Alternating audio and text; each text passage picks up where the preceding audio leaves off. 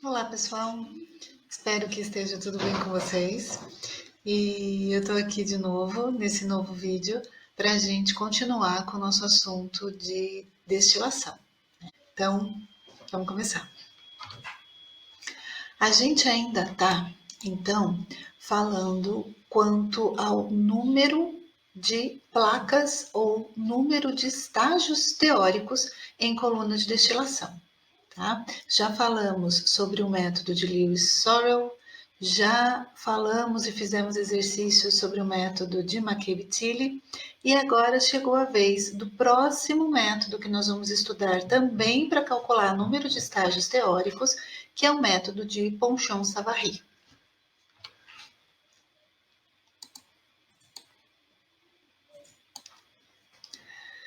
Lá no método de McCabe-Tilley, nós assumimos que os fluxos molares das correntes L e V eram constantes. Assumimos também que não havia perdas de calor durante o processo de destilação. Assim, não houve a necessidade da gente fazer balanço de energia nos estágios. Não sei se vocês repararam, mas a gente trabalhou até agora só com balanço de massa, nos dois primeiros métodos que a gente estudou. O método de equações, que a gente calculava lá no braço, e o método gráfico de McCabe-Tilley só se baseava em equações de balanço de massa. Com as equações de balanço de massa, a gente tinha as retas de trabalho ou retas de operação, e com as relações de equilíbrio aliadas às retas de trabalho, a gente conseguia calcular o número de estágios. Entretanto, para soluções não ideais e calores latentes diferentes entre os componentes, usa-se o método de Ponchon-Savary. Nesse método, a gente vai incluir o balanço de energia no processo de cálculo de estágios teóricos. E para isso, a gente vai utilizar, então, diagramas de entalpia. Tá? Então, nós vamos precisar aliar as relações de equilíbrio e aos balanços de massa, também os balanços de energia, mais especificamente em cima de diagramas de entalpia. Então, o método de McCabe-Tilley era construído graficamente sobre um diagrama de equilíbrio. O método de Ponchon-Savary também vai ser resolvido graficamente, porém sobre um diagrama de entalpia. Então, para isso, a gente vai precisar conhecer diagramas de entalpia, procurar na literatura informações sobre aquela mistura que nós estamos querendo separar por destilação ou construir os nossos próprios diagramas de entalpia. Tá? Então, quais são os dados necessários para a gente construir o diagrama de entalpia para aquela mistura à pressão constante? Tudo bem? Esse momento aqui, pessoal, eu vou retomar com vocês, eu vou considerar essa informação aqui, essas equações de entalpia que nós vamos usar como uma revisão do assunto de termodinâmica. Vocês já fizeram termo 1, vocês já fizeram termo 2, tá? Então, eu vou retomar aqui para a gente relembrar, para vocês relembrarem como que a gente faz para construir e para obter informações desses diagramas. Então, a gente precisa da capacidade calorífica do líquido, que é função da temperatura, da composição e da pressão. A gente precisa do calor de solução, que é função de temperatura e composição. A gente precisa dos calores latentes de vaporização, função da composição, da pressão ou da temperatura, e também de informações de ponto de bolha, que são função da pressão, da composição e da temperatura. Para construir diagramas de entalpia e obter informações de entalpia de mistura binária, a gente precisa dessas informações. Para quê? Para usar nas nossas equações de entalpia.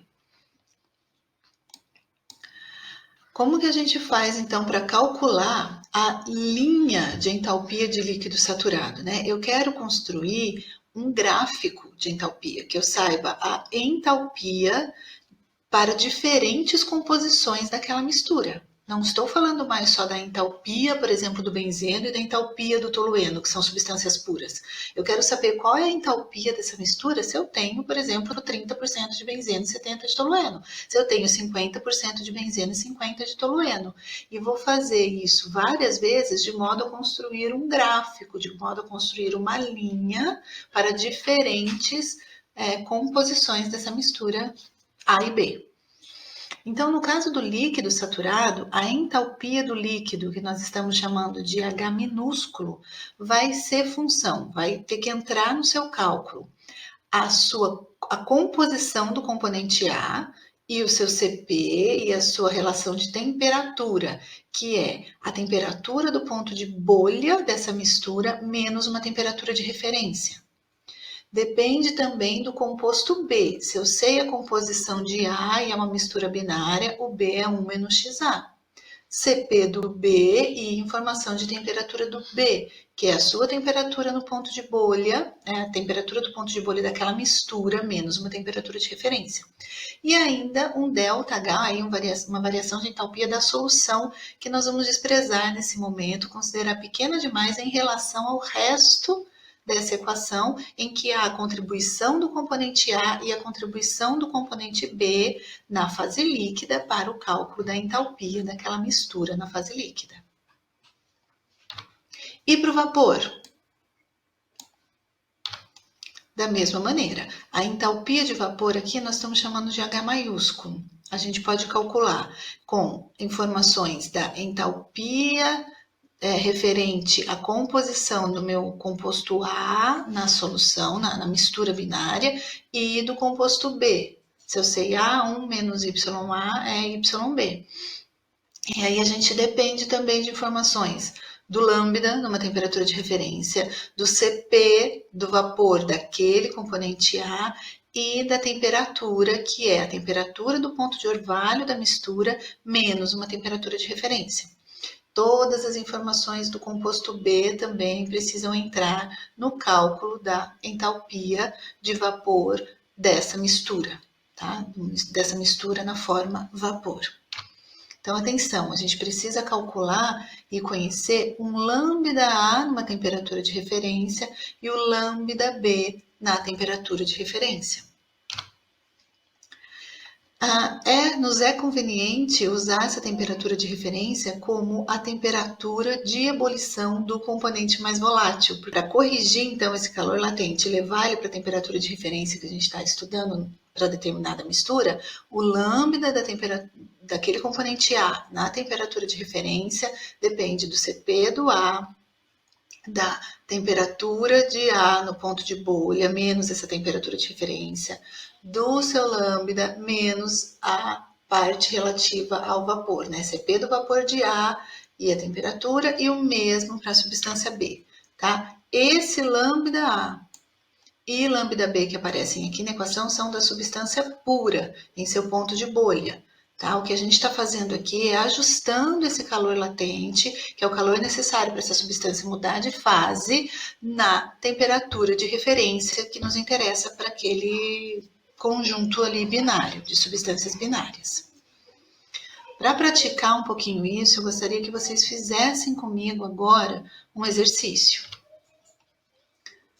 Nesse exercício, a gente vai construir um gráfico de entalpia concentração para a mistura benzeno-tolueno à pressão de 1 atmosfera.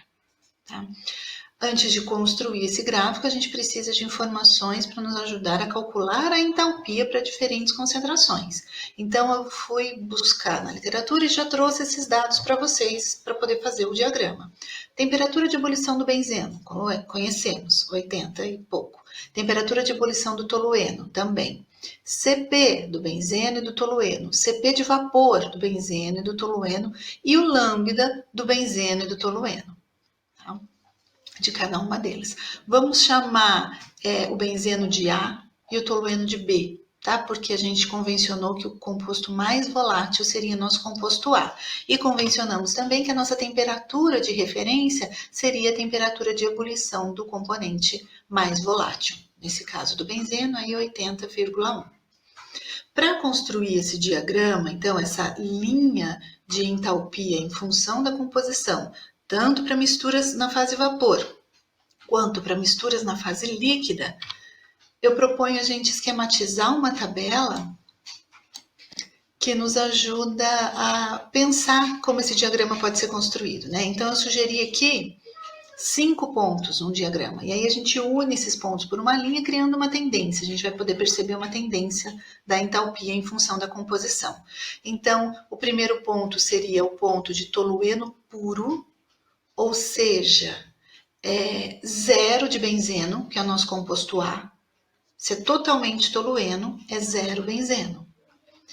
Ou, e também, 30% de benzeno, 50%, 80% e finalmente o benzeno puro. Vejam que a gente vai de 0 a 1, de 0 a 100%, tá? Para tentar ver uma tendência aí na entalpia em função da composição. Então, eu escolhi os valores 30%, 50% e 80%, mas vocês podem fazer com outros valores também, de modo a tentar cobrir aí uma faixa entre 0 e 1. Sendo assim, se vocês concordarem, vejam se vocês concordam com isso. XA, para mim, uma vez que A é o composto mais volátil, é o benzeno, é zero na situação de tolueno puro para a fase líquida e também se eu estiver estudando para a fase vapor. E 30% de benzeno significa um XA de 0,3, um YA de 0,3. Para 50%, um XA de 0,5, um YA de 0,5 e assim sucessivamente até o 100%. Tá? Bom, então para continuar construindo aqui, a gente precisa ainda conhecer, antes das entalpias, a temperatura do ponto de bolha da mistura nessas composições e a temperatura do ponto de orvalho da mistura nessas composições também. Para isso, a gente vai consultar então o diagrama de equilíbrio dessa mistura, o diagrama benzeno-tolueno. Então vamos lá, a gente pensou, a gente já sabe, que para o benzeno puro, a sua temperatura de ebulição é 80,1. Para o tolueno puro, a sua temperatura de ebulição é 110 e alguma coisa. Mas e para 30%? Qual é a temperatura do ponto de bolha e a temperatura do ponto de orvalho dessa mistura? Se ela está na fase líquida, eu tenho que ir na linha de saturação do líquido. Sei lá, alguma coisa perto de 98 graus Celsius, que é a escala desse gráfico. E para o vapor, alguma coisa perto dos 105 graus Celsius. Fizemos para 30%, 50% e também 80%. Então, no gráfico de equilíbrio, no diagrama de equilíbrio dessa mistura benzeno e tolueno, a gente obtém informações da temperatura de ponto de bolha e de ponto de orvalho para diferentes composições, para as composições que nós queremos construir a curva, a linha de entalpia.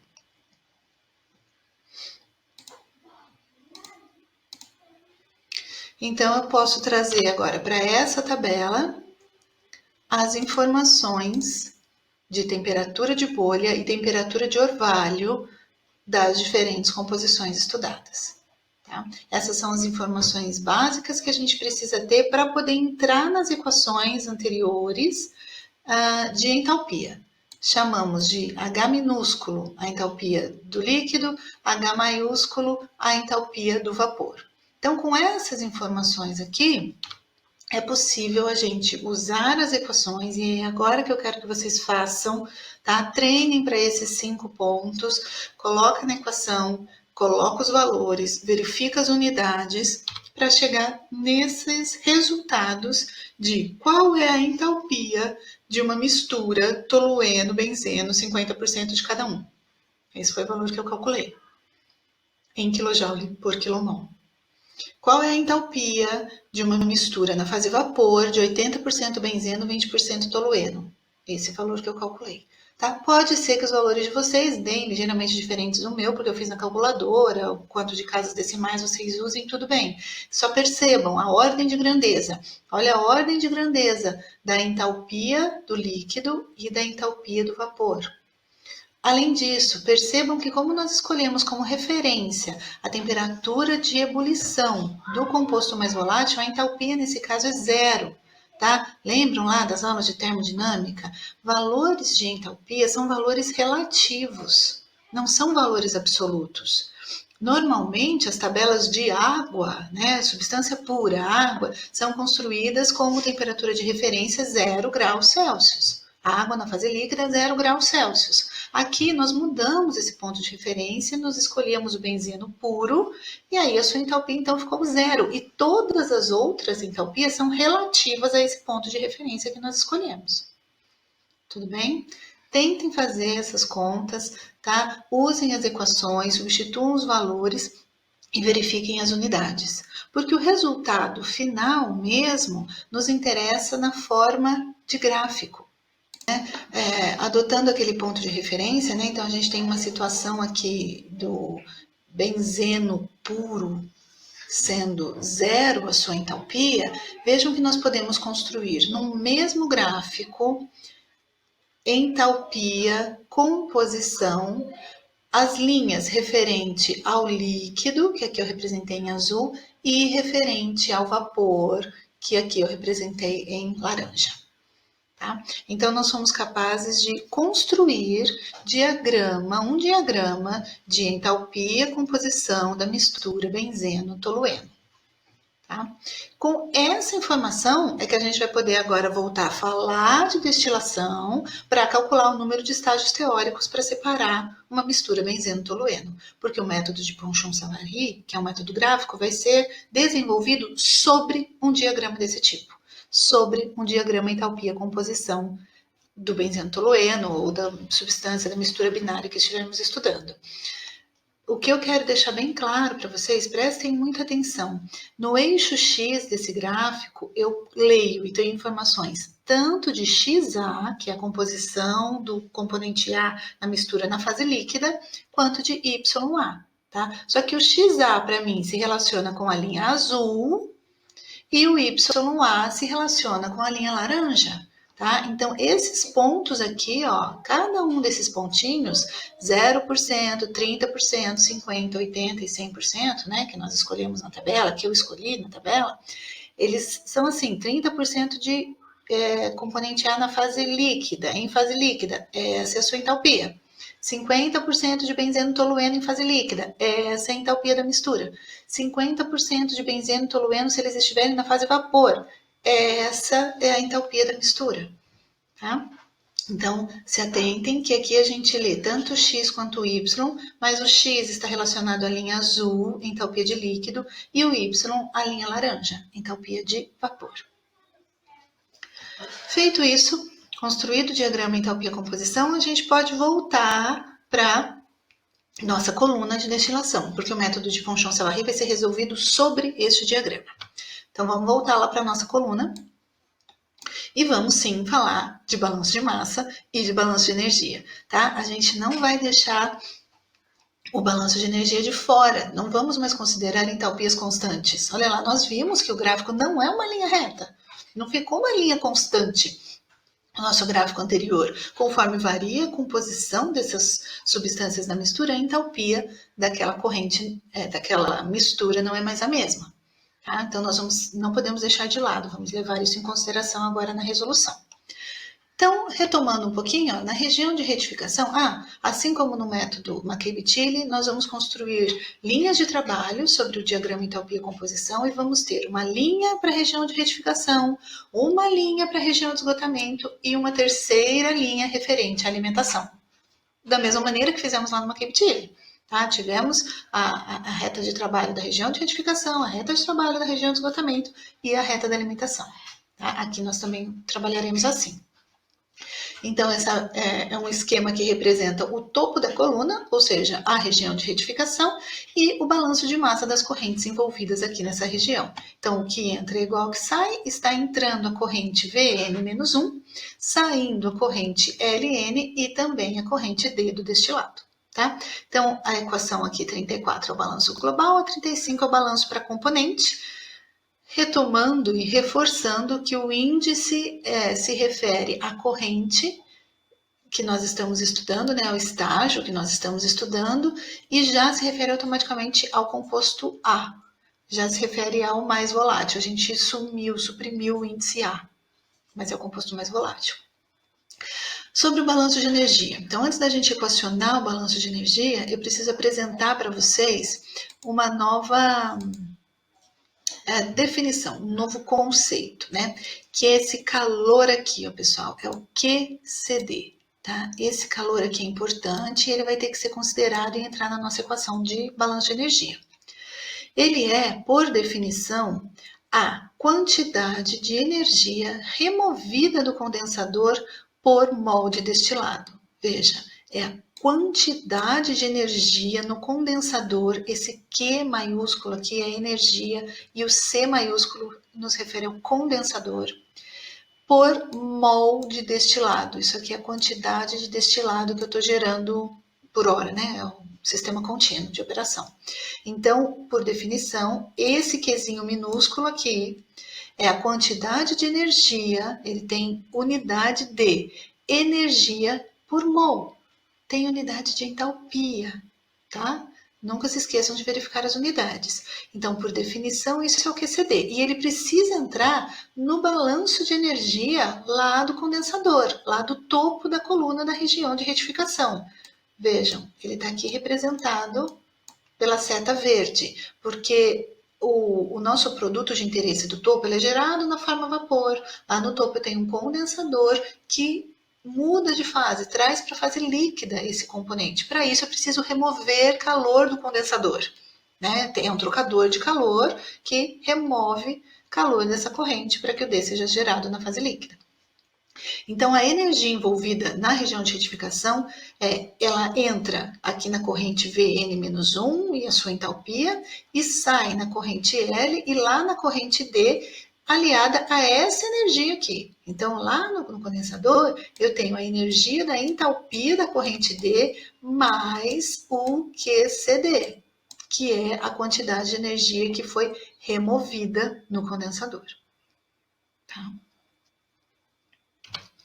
E aí, se vocês estiverem bem craques já e bem acostumados, vocês vão perceber que essa equação é uma equação que nos ajuda a reconhecer e que podemos aplicar a regra da alavanca. Como? Calma que eu já vou mostrar para vocês. Vou mostrar primeiro na forma de gráfico, depois na forma das definições da regra da alavanca. Assim, ó. Esse é um diagrama entalpia composição genérico, tá? Eu representei aqui só por uma linha, mas ele é bem parecido com o do gráfico que a gente acabou de construir no exercício anterior. Então, na região de retificação, o que nós esperamos encontrar é uma reta de trabalho, tá? Uma linha sobre o gráfico, uma reta sobre o gráfico, parecida com essa aqui, ó, na qual a gente tem informação do produto de topo lá no nosso destilado e relativo a ele um ponto de linha, tá? A energia é o HDE mais o QCD. Então, essa aqui é a entalpia envolvida lá nesse ponto de linha que tem essa composição. Além disso, também sobre essa mesma linha, sobre essa mesma reta, estarão informações sobre a corrente Vn-1 e a sua composição e a corrente Ln e a sua composição. Tá? Essa é uma linha de trabalho que nós vamos construir sobre o diagrama de entalpia para poder calcular o número de estágios em coluna de destilação pelo método de Ponchon-Savary. Tá? E onde está a regra da alavanca aí? Assim, ó.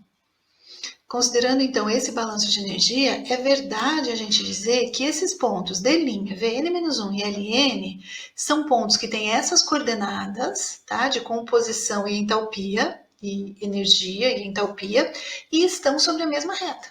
Além disso, Vn vai ser um ponto entre D' e Ln e vai valer todas essas relações aqui, que eu nem vou ficar lendo para vocês agora, mas que são relações de triângulo, são relações de segmentos ali do gráfico anterior e que obedecem à regra da alavanca. Tá? Olhem com calma, no material PDF que eu encaminhei para vocês, tem o gráfico anterior, tem essas equações, deem uma olhada, uma explorada no gráfico, tá? Tentem visualizar essa regra da alavanca e visualizar a questão da energia, da entalpia para a construção do gráfico, Descansem um pouco e voltem para a próxima aula ainda dessa semana, que a gente vai falar da linha da região de esgotamento e da linha da alimentação, que são as duas linhas que faltam para finalizar o nosso método de Ponchon-Savary. Até breve.